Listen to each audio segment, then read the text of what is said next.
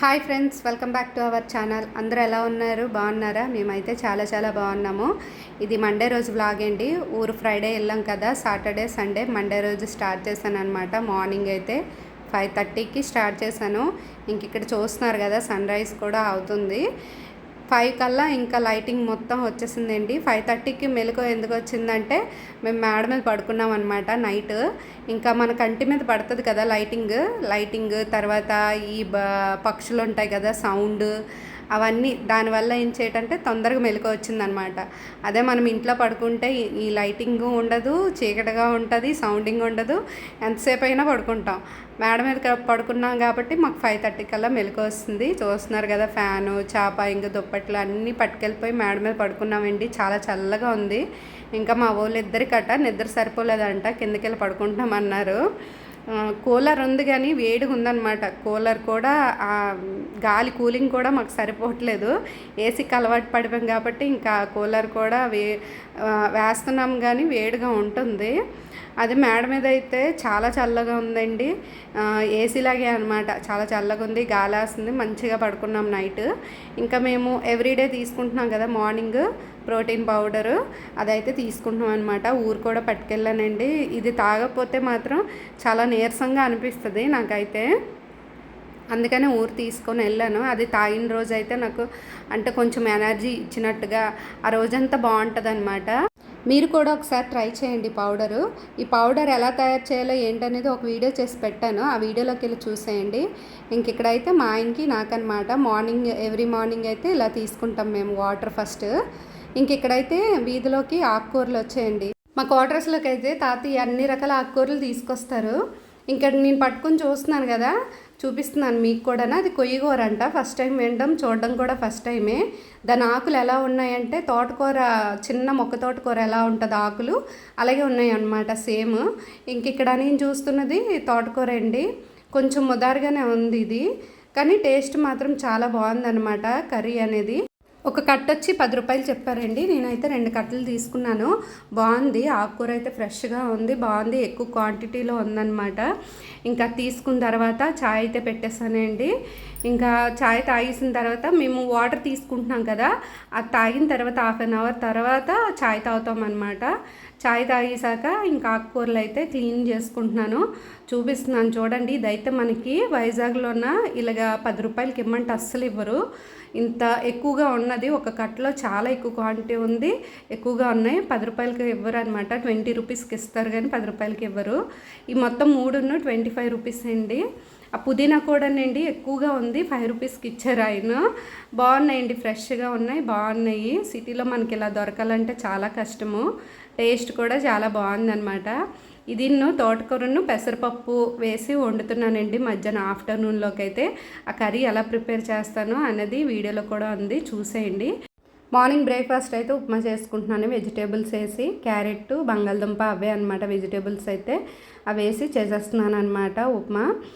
తొందరగా అయిపోద్ది కదా. వేడిగా ఉందండి, ఊర్లో కూడా చాలా వేడిగా ఉంది, వర్షాలు లేవు. వైజాగ్లో కూడా అలాగే ఉందంట. మా అమ్మలకి ఫోన్ చేశాను, అడిగితే అక్కడ అలాగే ఉందంట. మొన్న 3 డేస్ అయితే వర్షం పడింది కానీ ఇంకా తర్వాత వర్షం అనేదే లేదు.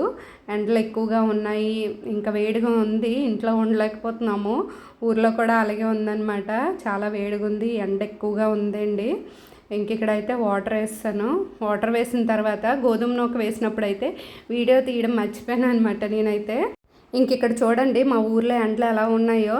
నేను 9 గంటలకు బట్టలు ఆరేస్తున్నాను అనమాట. నాకైతే 12 అవుతున్నట్టు ఫీలింగ్ వస్తుంది, ఎందుకంటే ఎండ అలా ఉంది, ఎక్కువగా కొడుతుంది, బాగా ఎక్కువగా ఉన్నాయండి ఎండలు, వేడిగా ఉందన్నమాట. మేము వెళ్ళిన రోజు అయితే కొంచెం చల్లగానే ఉంది, అంతకుముందు వర్షం పడిందంట గట్టిగా. దానివల్ల ఏంటంటే ఒక 3 డేస్ 4 డేస్ చల్లగా ఉందంట లోపల. ఆ తర్వాత మళ్ళీ ఎండ స్టార్ట్ అయింది, ఎప్పుడు మళ్ళీ వేడిగా, ఇంకా అసలు ఉండలేకపోతున్నాం లోపల, అంత వేడిగా ఉంది. ఈ సంవత్సరం ఎండలు అదే ఎక్కువ వర్షాలు లేవు అంటున్నారు, మరి అది నిజమవుతుందో ఏంటో కానీ అసలు ఉండలేమండి వర్షాలు లేకపోతే. బట్టలు నేను హ్యాండ్ వాష్ చేశాను కదా, అందుకని కొంచెం ఎక్కువసేపు ఉంచుకుంటానండి. అందులో ఆరేస్తున్నాను కాబట్టి అదే వాషింగ్ మిషన్లో వేసినప్పుడు డ్రై అయిపోతాయి కదా బట్టలు. ఎండలో ఎక్కువసేపు ఉంచకూడదనమాట. మనము వేసిన తర్వాత ఒక 1/2 అవరో 1 అవరో తర్వాత తీసేయడం మంచిది, లేకపోతే కలర్ చేంజ్ అయిపోతాయి బట్టలు. పాడైపోతాయి అన్నమాట. ఇప్పుడు నేను హ్యాండ్ వాష్ చేశాను కాబట్టి కొంచెం ఎక్కువగా వాటర్ అనేది ఉంటుంది, తడి ఎక్కువ ఉంటుంది కాబట్టి ఎక్కువసేపు ఉంచుకుంటాను. ఇంక ఇక్కడైతే గోడ మీద బట్టలు ఆరేసుకుంటున్నానండి. బట్టలు ఆరేసుకున్నది మేము చేయమని చెప్పాము, వాళ్ళైతే ఇంకా చేయలేదంట. ఎప్పుడు చేస్తారో మరి తెలీదు. అది చేసిన తర్వాత ఇంక ఇబ్బంది ఉండదు. అంతవరకు అయితే ఊరు వచ్చినప్పుడల్లా ఇలా వేసుకోవడమే. అక్కడ కూర్చోడానికి ఒకటి వేయించాము, దాని మీద ఈ గోడ మీద వేస్తానండి. ఈ గోడ మీద వేసినవి మా పక్కన మేడ మీద పడతాయండి. అన్నీ పక్క పక్కనే ఉంటాయి కాబట్టి వెళ్ళి తీసుకోవచ్చు ఈజీగానే, కిందకి గట్ట పడవు, మేడ మీద పడతాయి అన్నమాట. ఇంక ఇక్కడైతే అన్ని పనులు అయిపోయాయండి. పనులు అయిపోయిన తర్వాత పూజ అయితే చేసుకుంటున్నాను.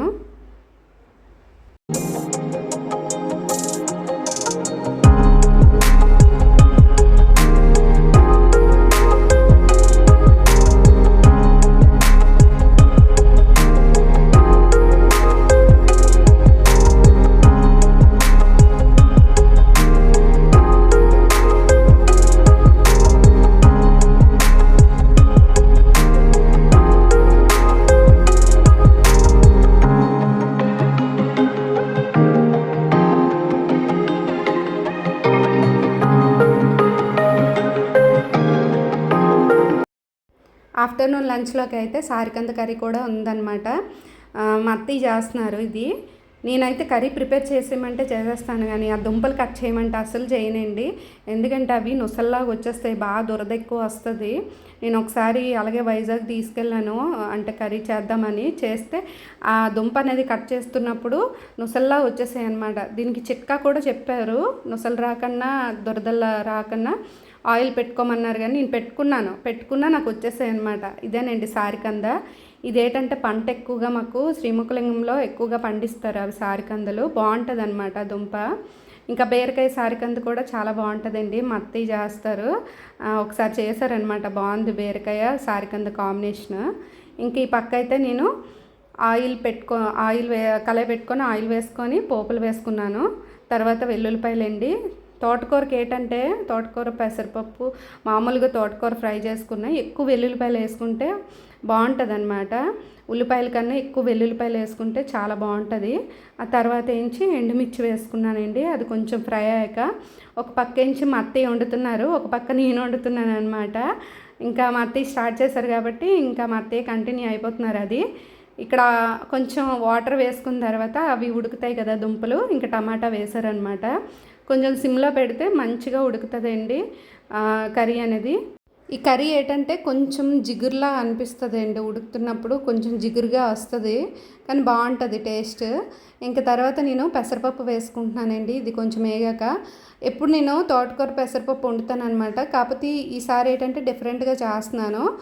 అంతకుముందు ఏం చేసేదాన్ని అంటే ఫస్ట్ తోటకూర వేసుకుండేదాన్ని, తర్వాత పెసరపప్పు వేసేదాన్ని. కానీ ఈసారి మాత్రం మార్చి చేద్దామని చెప్పేసి నేను పెసరపప్పు వేసాను అనమాట.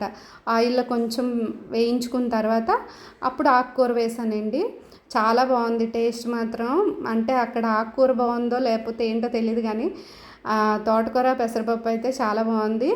ఇంకా సారికంద కూడా ఆ రోజు చాలా బాగుందన్నమాట. రెండు కర్రీస్ బాగున్నాయి.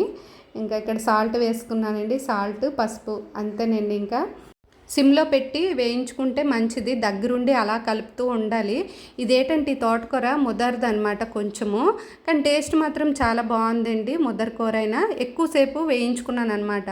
అదే మనకి లేత కూర అనుకోండి తొందరగా వేగిపోద్ది, అంతసేపు ఉండదు, మనకి టైం ఎక్కువసేపు అవసరం లేదు, తొందరగానే అయిపోద్ది. ఇంక ఇక్కడ చూడండి ఫైనల్గా అయితే తోటకూర పెసరపప్పు ఫ్రై అయిపోయింది. రైస్లోకి చాలా బాగుంటుంది, రోటీస్లో కూడా చాలా బాగుంటుంది అనమాట. ఆయిల్ మాత్రం ఎక్కువ వేసి వేయించకండి, మామూలుగా వేసుకొని వేయించుకుంటే టేస్ట్ అయితే సూపర్గా ఉంటుంది. ఇంకైతే లంచ్లోకి అయితే సారికంద కర్రీ, తోటకూర పెసరపప్పు అన్నీ లంచ్ అయితే చేస్తాము. లంచ్ అయిపోయిన తర్వాత ఇదిగో ఈ పని అనమాట. ఊరొచ్చిన తర్వాత గుమ్మానికైతే పసుపు రాయడం స్టార్ట్ చేశాను, పసుపు పెయింట్. చెప్పాను కదా మీకు జూన్లోన వెళ్తే పసుపు పెయింట్ వేసుకోవాలని చెప్పేసి. అంటే ఎక్కువ రోజులు ఉంటేనే ఈ పని అవుతుందండి, చాలా టైం ఎక్కువ తీసుకుంటుంది అనమాట. పెయింట్ వేసినప్పుడు, పసుపు పెయింట్ వేసినప్పుడు మాత్రం చాలా ఈజీగా వేసుకోవచ్చు మనం, ఈజీగా అయిపోద్ది, ఒక రోజులోనే అయిపోద్ది పసుపు పెయింట్ వేయడం. కానీ మాది మాత్రము 2 days పట్టిందండి, ఎందుకంటే కొత్త గుమ్మాలు కదా అవి, అందుకని చెప్పేసి 2 days పట్టిందనమాట. ఆ రోజు మాత్రం 2 కోటింగ్లు వేసానండి.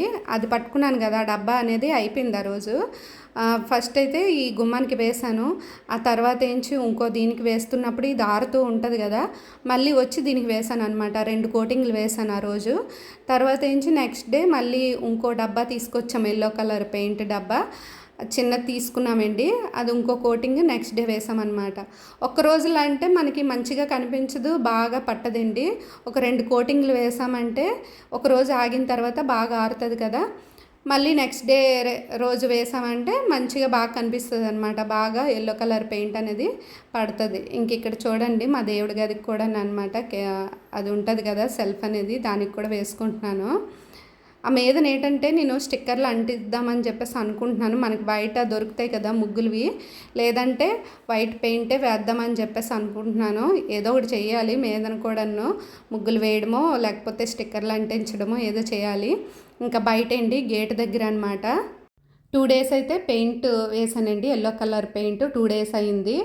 ఇంకా దీని మీద అయితే ముగ్గులు పెట్టడము, ఇంకా బొట్లు పెట్టడం అవన్నీ ఉంటాయి కదా, అది కూడా ఎక్కువ టైం తీసుకుంటుంది అనమాట. అలాగా కూర్చొని కూడా వేయలేం కదా కిందన కూర్చొని. అందుకని నేను రోజుకొకటి కొంచెం కొంచెం అలాగా వేస్తున్నాను. ముగ్గులు పెట్టడం కానీ బొట్లు పెట్టడం కానీ, బొట్లు అయితే అన్నిటికీ ఒకరోజు పెట్టేశాను. ఆ తర్వాత ముగ్గులు వేయడం అవన్నీ చేస్తున్నానండి. ఇంక ఇక్కడ మా పాప తీస్తుందనమాట వీడియో, అందుకనే కొంచెం అటు ఇటు ఇలా అవుతుంది. తీయమని చెప్పాను, తీస్తుంది. పెయింట్ వేసేసరికి అయితే ఇంటికైతే మంచి కళ వచ్చిందండి. ఎల్లో కలర్ పెయింట్ వేస్తే ఆ లుక్కే వేరు కదా, చాలా బాగుంటుంది.